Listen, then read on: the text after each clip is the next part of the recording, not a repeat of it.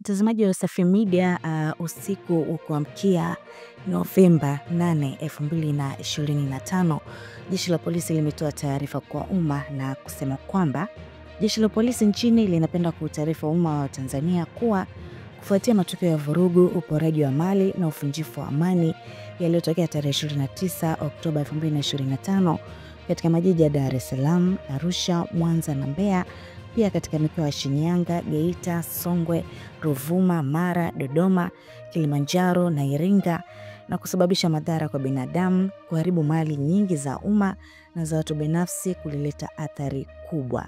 Mbali na athari kwa uhai na maisha ya watu, waliofanya uhalifu huo waliharibu na kuchoma moto mali za umma kama vile ofisi za TRA, TAKUKURU, mahakama, ATM za baadhi ya benki, vituo vya polisi, vituo vya mabasi ya mwendokasi kutoka Kimara Mwisho hadi Magomeni na kutoka Magomeni hadi Moroko.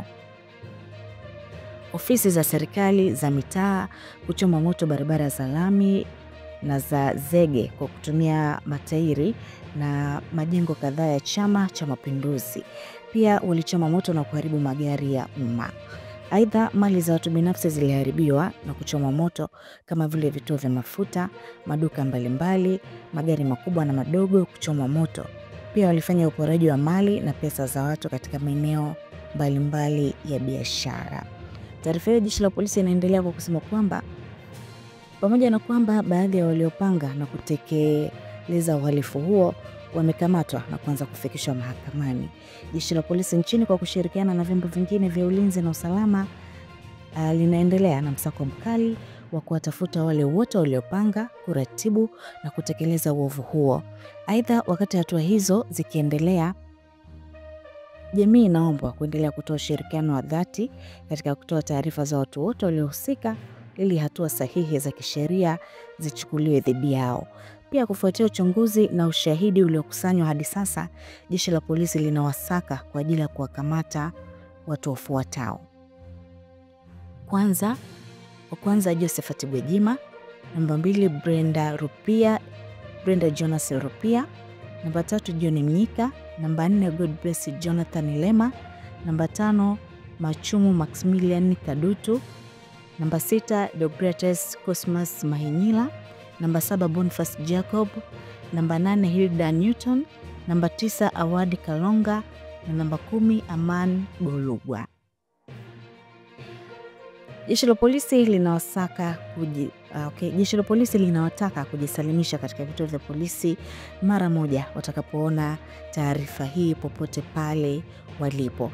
Katika hatua nyingine, jeshi la polisi linawafahamisha kuwa hatua za kisheria kwa wahalifu ambao wamekwisha kamatwa zinaendelea kote nchini na kwamba tarehe 7 mwezi wa 11 2025 baadhi wamefikishwa mahakamani.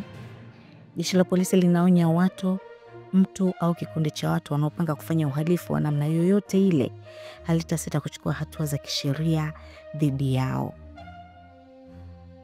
Pia jeshi la polisi litaendelea kutekeleza majukumu yake kwa weledi katika kulinda raia na mali zao.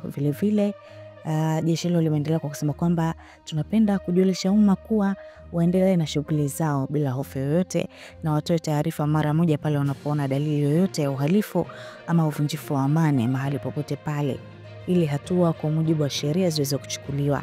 Taarifa zitaendelea kutolewa kadri hatua za kisheria zinavyoendelea kuchukuliwa dhidi ya waliotenda uhalifu huo na wanaendelea kupanga uhalifu wa aina yoyote. Taarifa hiyo imetolewa na msemaji wa jeshi la polisi nchini, makao makuu ya polisi Dodoma, Tanzania.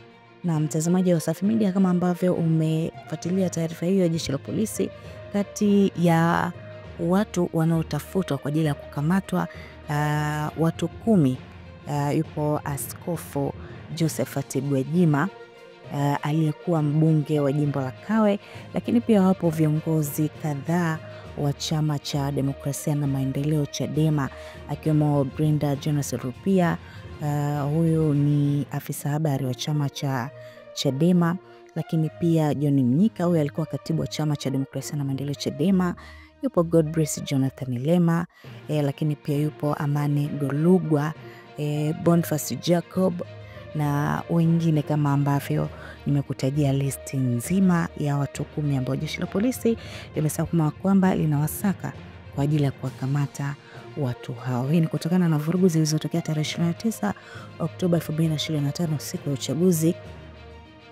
na madhara yaliyotokea siku hiyo yameelezwa hapo na jeshi la polisi, ikiwemo maisha ya watu kupotea, mali za watu binafsi na mali za umma kuharibiwa vibaya kwa kuchoma moto.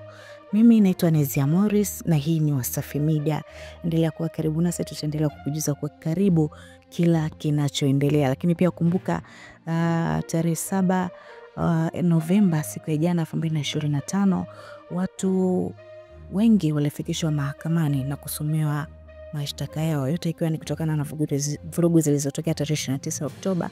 Na kati ya watu waliofikishwa mahakamani na kusomewa mashtaka yao ni pamoja na mfanyabiashara Jennifer Joven maarufu kama Nifa. Yeye pia ni miongoni mwa watuhumiwa waliokamatwa na kusomewa mashtaka. Yeye anakabiliwa na shtaka la uhaini.